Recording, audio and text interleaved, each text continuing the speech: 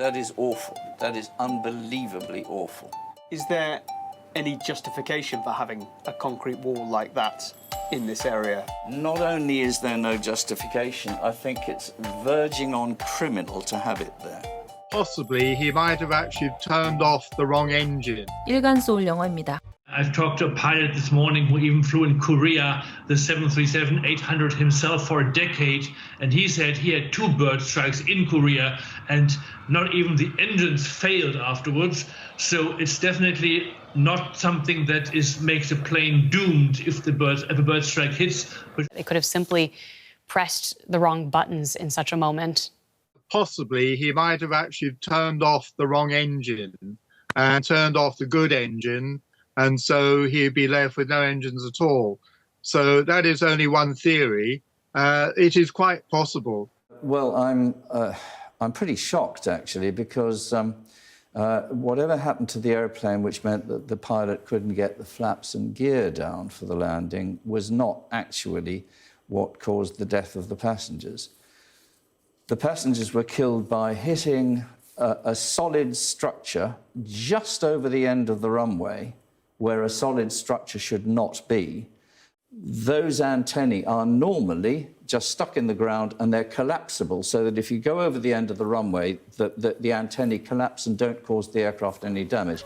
But we can see the aircraft running into this structure and just crumpling and exploding. The country's Deputy Transport Minister has released a statement saying that this 2,800-metre runway is not a contributing factor in terms of length, and more importantly, the walls, of which you mentioned one of them, at the ends had been built according to standards. I don't know what standards they think were appropriate, but as we saw the aircraft being put down beautifully with wings perfectly level, it was sliding on its belly. It was going very fast because the pilot couldn't get the flaps down, possibly because the hydraulics had failed after a bird strike. But anyway, he had to land particularly fast. That's why the aircraft went over the end of the runway. That's why, because aircraft occasionally will go over the end, you don't put solid structures immediately in the overrun. But that's what happened here. Yeah. It touches down on the runway very far and very late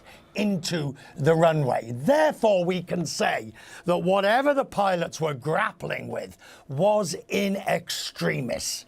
They were dealing with the most serious aspects of loss of control. We'll find out what happened, and my guess is that it's going to be the pilots did a bloody good job in very difficult circumstances.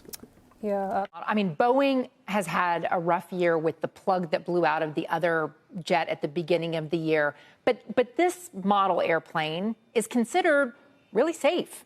It is. That's exactly right, Contessa. This is one of the most common aircraft models pretty much in the world. We're talking more than 4,400 in service just of this Boeing model itself. You know, Boeing has a lot of aircraft. This is not the 737 MAX, which was grounded about 5 years ago for those 2 crashes that we remember took 346 lives.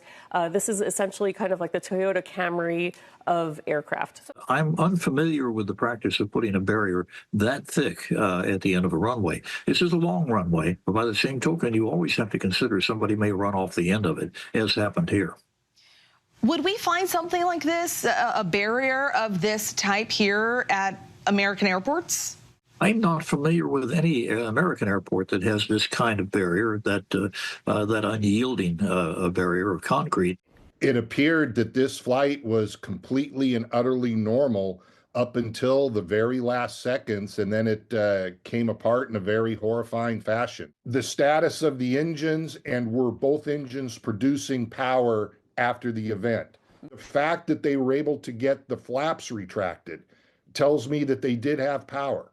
Yet the fact that the ADSB quit working indicates they didn't have power.